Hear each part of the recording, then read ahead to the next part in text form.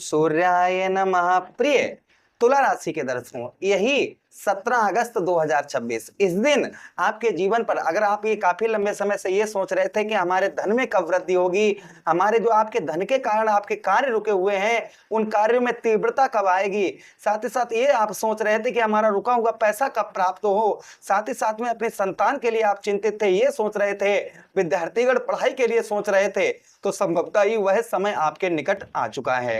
यही 17, ध्यान दीजिएगा, 17 अगस्त 2026, 17 अगस्त को ग्रहों के राजा सूर्यदेव भगवान आपके एकादश भाव पर गोचर करेंगे, जहां पर केतु महाराज पहले से ही विद्यमान है।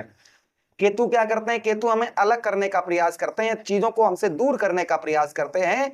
वहीं सूर्यदेव भगवान क्या है? सूर्यदेव भगवान राजा हैं, और राजा का एक कर्तव्य होता है, राजा का एक काम होता है कि जनता को अपनी ओर खींचना, जनता के दुख दर्द को समझना, प्रजा के दुख दर्द को समझना, प्रजा में क्या कमी हो रही उस चीज को समझना। तो सूर्यदेव भगवान आपके स्वयं एकादश भाव के स्वामी हैं और स्वयं स्वक्षेत्री हो रहे हैं, अपने ही घर पर जा रहे हैं।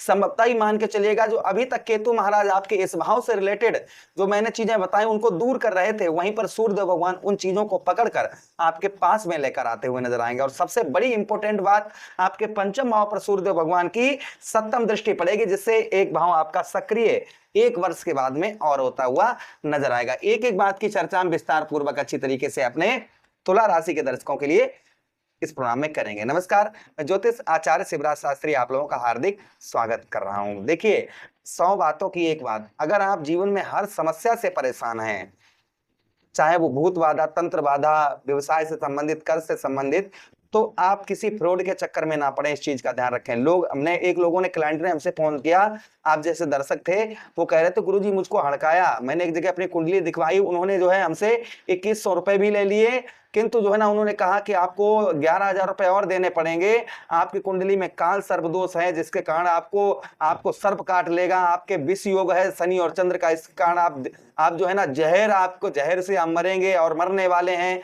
इस तमाम तरीके की बातें करके उसका जो है ना माइंड जो है इस तरीके से कर दिया, उस बेचारे वो रो रहा था हमसे कि गुरुजी आप मार्गदर्शन करिए, क्या ऐसा होने वाला है? तो मैंने उसको बताया ये सब कुंडली के दोष होते हैं पूर्व जन्म के, इनको सही करने के लिए कोई पंडित या कोई ब्राह्मण या कोई एस्ट्रोलॉजर ठीक नहीं करेगा।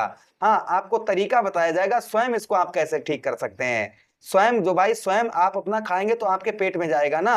तो इसी प्रकार से अगर आप भी, आपकी कुंडली में कोई दोष है और आप भी कंफ्यूज चल रहे हैं, तो आप अपनी कुंडली का विश्लेषण करा सकते हैं। चलिए आप सीधे चर्चा करते हैं और एक एक चीज आपको समझाते हैं, तो ध्यान से सुनिएगा। सबसे पहले आपके एकादश भाव क्या है? आपके धन का स्थान है, आपके यही भाव जो है आपके भाई बहनों का भी है, और सूर्य यहाँ के राजा बनते हैं, यहाँ के इस भाव के मालिक भी बनते हैं। तो ध्यान, सबसे पहले धन के मामले में सुनिए। धन के मामलों में यह समय जो है पिछले महीनों से बेहतर होगा, अर्थात 17 अगस्त के बाद में धन से रिलेटेड ये महीना आप लोगों के लिए, अर्थात जो 17 सितंबर तक धन के मामलों में बहुत अच्छा देखने को मिलेगा। आय के नए स्रोत बनते हुए नजर आएंगे, अर्थात पैसा एक जगह से आ रहा है तो कुछ अन्य जगह से भी आना प्रारंभ हो जाएगा। आपके आय के जो स्रोत हैं वो और आपके बनते हुए इस बीच में नजर आएंगे। अचानक से धन के लाभ होगा, अचानक से आपको धन का लाभ होगा।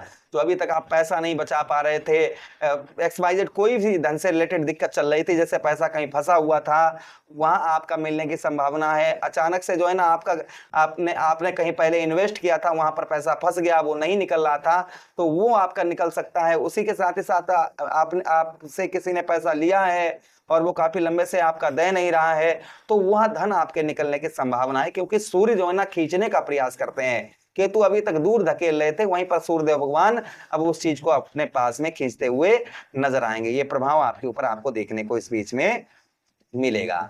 अच्छा, उसी के साथ ही साथ आगे हम चर्चा करते हैं, यहाँ पर आपको अनावश्यक खर्चों पर नियंत्रण रखना होगा, क्योंकि केतु महाराज यहाँ पर विद्यमान है, इसलिए विशेषकर आपको ध्यान रखना है, अपने खर्चों पर नियंत्रण बनाकर रखना होगा। देखिए, उसी के साथ ही साथ में आपके हम बात करेंगे आर्थिक स्थिति की। आर्थिक स्थिति जैसे ठीक रहेगी, यहाँ पर जो है ना आपके जो काफी लंबे समय से धन से रिलेटेड जो आपके कार्य रुके थे, यानी कि पैसा नहीं था जिसके कारण आपके कार्य या काम रुके हुए थे, वो कार्य आपके गति पकड़ते हुए नजर आएंगे। उन कार्यों में आपके गति जो है ना तीव्रता देखने को मिलेगी, वो कार्य जल्दी से आगे बढ़ते हुए नजर आएंगे। लेकिन आपको एक उपाय भी करना होगा, ये भी ध्यान रखिएगा। आपको क्या उपाय करना है वो भी हम आगे चर्चा करेंगे। अब देखिए सूर्यदेव भगवान के पास में एक दृष्टि है, कौन सी दृष्टि हम हमेशा ही चर्चा करते हैं, सूर्यदेव भगवान के पास में सप्तम दृष्टि है। तो सप्तम दृष्टि से 1 2 3 4 5 6 7 आपके पंचम भाव को देखेंगे। पंचम भाव क्या है, आपका प्रेम का स्थान है, आपका पंचम भाव ही आपका पेट का स्थान है, और पंचम भाव ही आपके संतान का स्थान है। तो ध्यान से सुनिएगा, पंचम भाव ज्ञान का स्थान है।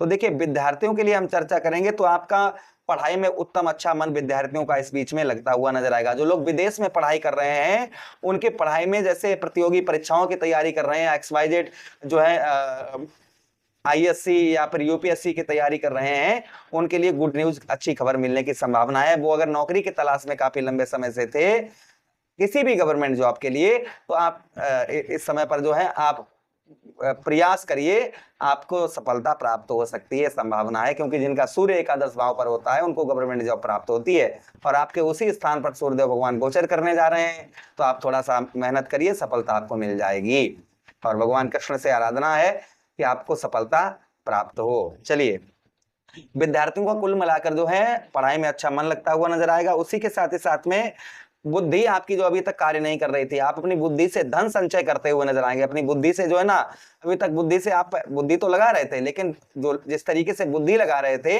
उस तरीके से कुछ भी प्राप्त नहीं हो रहा था। तो बुद्धि से आपको उत्तम अच्छा धन की प्राप्ति होती हुई, जो अभी तक आपकी बुद्धि काम नहीं कर रही थी, वह बुद्धि आपकी उत्तम अच्छी कार्य करती हुई इस बीच में नजर आएगी। प्रभाव आपके ऊपर और आपको देखने को संभवतः ही मिलेगा। अच्छा, उसी के साथ ही साथ देखिए प्रेम संबंधों में, प्रेम संबंध आपके जो है ना उनमें मधुरता बढ़ती हुई नजर आएगी। जो लोग विवाह की प्रतीक्षा कर रहे थे उन लोगों के अच्छे रिश्ते आने की संभावना बढ़ जाएगी यहाँ पर। उसी के साथ ही साथ में माता पिता का भरपूर सहयोग मिलेगा, क्योंकि माता पिता का भी ये स्थान बताया गया है। पूजा पाठ में, धार्मिक कार्यों में रुचि बढ़ती हुई नजर आएगी।